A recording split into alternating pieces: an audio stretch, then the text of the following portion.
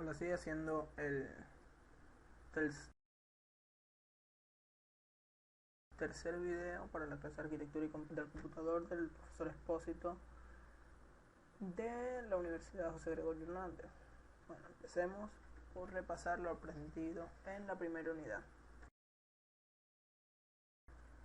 A lo largo de este curso hablamos de muchas cosas relacionadas con la arquitectura de la computadora, su organización, el modo que procesa las órdenes. Aquí se hablará lo más importante, empezando por la unidad 1, que tenía funcionamiento, lógica, estructura de la computadora, evolución de los microprocesadores y las rivalidades que han tenido en los años consecuentes. Y por otro lado, las características de la arquitectura, diferencia entre arquitectura y organización de un computador. La arquitectura, dentro de este término, se engloban aspectos como formato de instrucción, modo de direccionamiento, conjunto. Este es el interés tanto para ingenieros en electrónica y computación dedicados al diseño de hardware, dedicados al diseño de programas. Asimismo, la arquitectura de computadora es un concepto que integra software, hardware, algoritmos y lenguajes de programación para el procesamiento de datos y la generación de información. La organización de computadora se refiere a las unidades lógicas que componen el computador, como la unidad central del proceso o la memoria RAM, la unidad de entrada y salida, las funciones que realizan sus operaciones y la forma en que se relacionan y se comunican con unas con otras. Un pequeño repaso de lo que fue la competencia entre Intel y AMD, o las características de los procesadores Intel y AMD, como empezando por el Intel, ya que es la empresa que domina en estos momentos el mercado de procesadores para computadoras de escritorio. Una de las características es que es más caro, como todos pueden saber. Tiene dos procesadores matemáticos, lo cual le da mucha rapidez, aunque la velocidad del procesador sea la misma. Suelen ser bastante rápidos. Intel es superior en cuestión de calidad del producto. Intel ha transformado de manera rotunda lo que se llama los procesadores, desde su 4004 hasta que fue evolucionando al 8085 hasta los de hoy en día. El i7 mediados tenía el Pentium 4, que fue uno de los procesadores más utilizados en el mundo. Ahora vamos con la AMD. Es económico, cuesta con un procesador matemático y uno gráfico. Se presenta más para gráficos, juegos y video, aunque tiene la fama de recalentar mucho. Por ello los ventiladores o los fan coolers del procesador son más fuertes. Es un procesador más fuerte, como quien dice. Es mucho más económico que el Intel, funcionamiento casi igual. El Intel se usa más para trabajos concretos, el AMD para juegos, lo usa más para juegos, pero recordando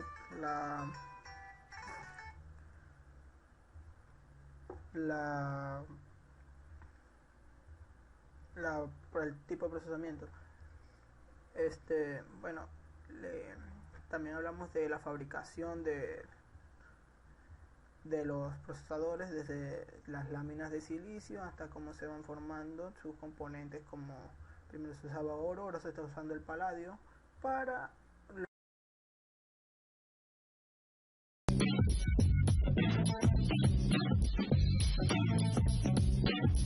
Estamos de vuelta con todos ustedes, y ya que uno habla tanto de tecnología, que habla de nuevos dispositivos, de table PC, de electrónica, detrás de todo esto hay algo que es un dispositivo sumamente pequeño, que es el reflejo del desarrollo de la nanotecnología, que es la tecnología de los diminutos, y son los microprocesadores. Eso que ustedes ven en pantalla es un microprocesador, y eso pequeñito, algo que usted no está acostumbrado a ver, es la base, es el cerebro de los dispositivos electrónicos. Los microprocesadores, como su nombre lo indica, son procesadores pequeños, son lo que hacen posible todas las actividades que nuestros dispositivos electrónicos llevan a cabo, y nosotros ahora le vamos a presentar un video para que usted tenga más detalle e información de cómo se fabrican, de cómo se da todo este proceso de los microprocesadores. Vamos a verlo gracias a la gente de Discovery Channel. Adelante.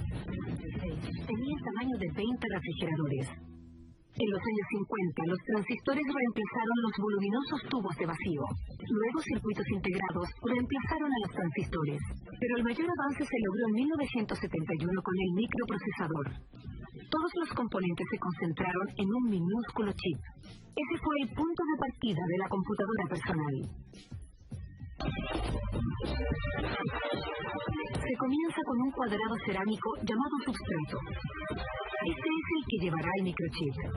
Una máquina reviste la superficie del substrato con una sustancia química que lo hace pegajoso. Esto mantendrá el microchip en su lugar hasta que suelde.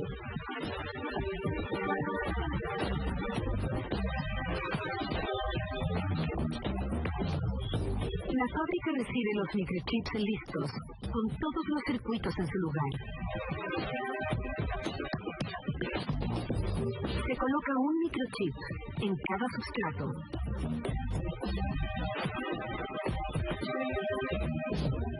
Una luz infrarroja guía la máquina para la colocación del chip en el lugar correcto.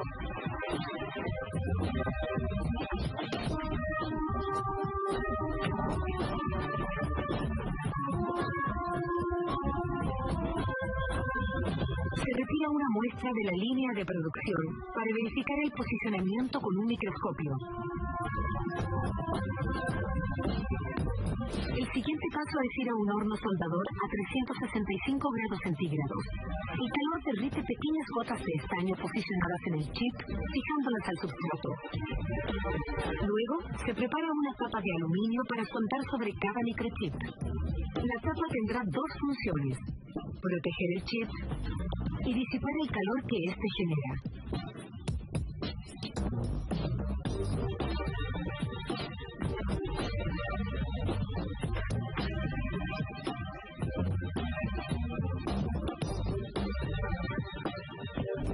Un brazo robótico recoge 4 tapas a la vez y las posiciona sobre el microchip.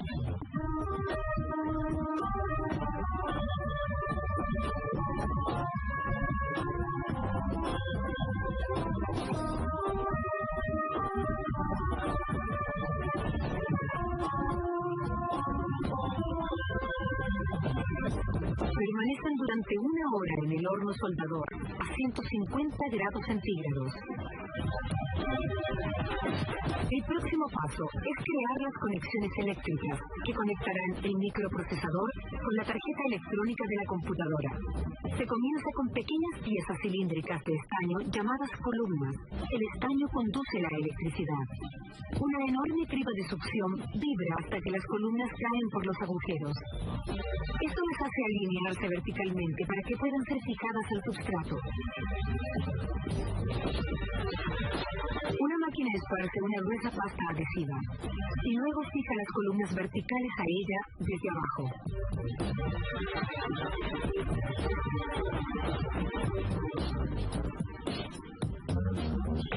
Un brazo robótico posiciona el substrato que lleva el chip sobre las columnas empastadas. El resultado es un microchip con miles de conexiones.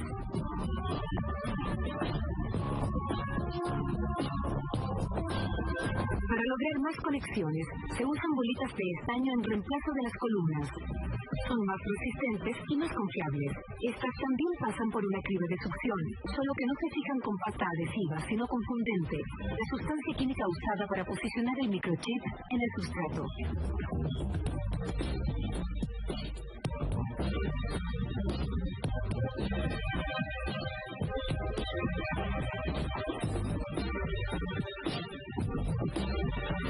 El microchip terminado va a un baño de agua y solventes para eliminar cualquier exceso de fundente u otros residuos.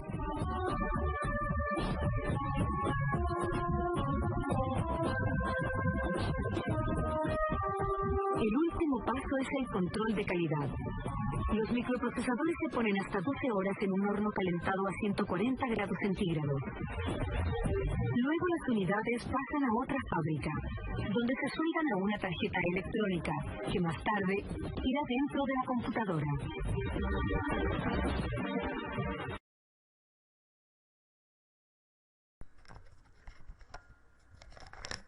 Bueno, volviendo a la unidad 3 del corte 2, tenemos en programación básica de la computadora, tenemos lenguaje de máquinas de instrucciones y modos de direccionamiento, tenemos la programación de los procesadores, la programación del 8085 y otras cosas que podemos denotar. Lo que podemos denotar aquí son los modos de direccionamiento, que pueden ser implícito, inmediato, directo, indirecto, absoluto, de registro, indirecto mediante registro, desplazamiento de pila, entre otros. ¿Qué es un direccionamiento? ¿O qué es un modo de direccionamiento? Son las diferentes maneras de especificar en informática un operando dentro de una instrucción de lenguaje en lenguaje ensamblador. Un modo de direccionamiento especifica la forma de calcular la dirección de memoria efectiva en un operando mediante el uso de información contenida en registros y constantes contenidas dentro de una instrucción de la máquina o en parte. Como advertencia, tenemos que tener en cuenta que no existe una forma general aceptada de nombrar a los distintos modos de direccionamiento. En particular, los distintos autores y fabricantes de equipo pueden dar nombres diferentes para el modo de hacer frente al mismo o los mismos nombres a los mismos tipos de direccionamiento.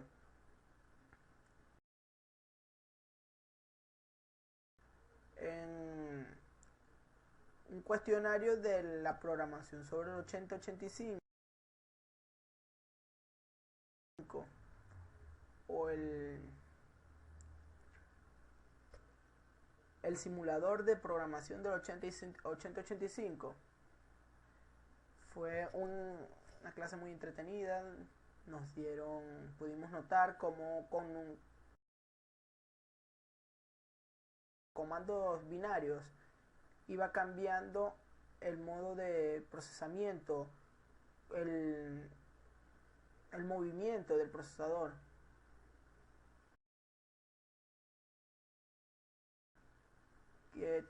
Teníamos datos hexadesimales, datos octal, un dato binario, identificadores.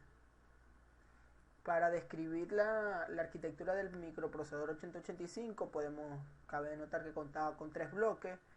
Este microprocesador más que todo estaba encapsulado en un formato DIP de 40 patas, 20 de cada lado, horizontalmente. La distancia entre cada pata era de 2,50 milímetros. El Intel 8085 fue un microprocesador de 8 bits que salió al mercado en el 1977 y estuvo en mercado o en funcionamiento hasta el 90, con una frecuencia de reloj de 3.07 MHz. Era un procesador que contaba con que podía calcular hasta 5 MHz y soportaba arquitecturas de 64 bits. Contaba con 40 pines, como volvemos a decir. Una de las características del procesador fue la forma de operar, así la arquitectura de todos los procesadores de 8 bits es muy similar. Se ha decidido estudiar al 8085 de Intel por razones expuestas en el trabajo. El 8085 es un dispositivo que, como ya sabemos, opera con una palabra de 8 bits, capaz de direccionar con sus 16 líneas hasta 64K de posiciones de memoria, fabricado con una tecnología NMOS. Está constituido por 6200 transistores en un circuito integrado para realizar las operaciones. Este procesador era capaz de decodificar 74 tipos de instrucciones diferentes, que en ese momento era algo muy innovador. Las instrucciones del procesador 8085 son instrucción de transferencia, instrucciones aritméticas, instrucciones lógicas de rotaciones, complementos y comparaciones, instrucciones de saltos y instrucciones de pila, entrada, salida, manejo de pila, entrada y salida y manejo de interrupciones. Como ya sabemos, tenemos la diferencia entre las instrucciones y lenguaje de máquina.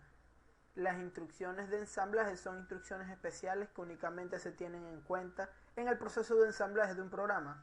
Estas pueden ser el código de un programa o a ejecutar incluso un sistema operativo. A diferencia de las anteriores, las instrucciones de máquina o simplemente las instrucciones corren o se ejecutan en la máquina, en la cual cada instrucción tiene que ser correspondiente a la operación de la máquina. Tenemos también los tipos de elementos que conforman la sintaxis de un microprocesador. Puede ser directivas, instrucciones de ensamblaje e instrucciones de máquina. ¿Qué es una directiva? Son las instrucciones que comienzan con un hashtag, un numeral, y terminan en punto y coma. Se utilizan para construir programas fuentes que puedan ser fácilmente modificados, o sea que el programador vea un asterisco, un numeral, pueda saber que aquí empieza. Las directivas más usuales son hashtag o numeral include y hashtag o numeral define. Una directiva es una palabra que interpreta el procesador que siempre va precedida por un símbolo, hashtag o numeral, y que está situada al principio de línea, y las directivas las ofrecen información al ensamblador sobre el tipo de elementos que se va a encontrar a continuación y la dirección de memoria donde debe disponerlos, si corresponde, claro. Disponemos de 3 directivas distintas. Estas directivas nos permiten hacer definiciones, el define, introducir datos. Para introducir datos se coloca date o data, y la instrucción de instrucciones se coloca org. Cada directiva declara en un bloque diferente dentro de cada programa.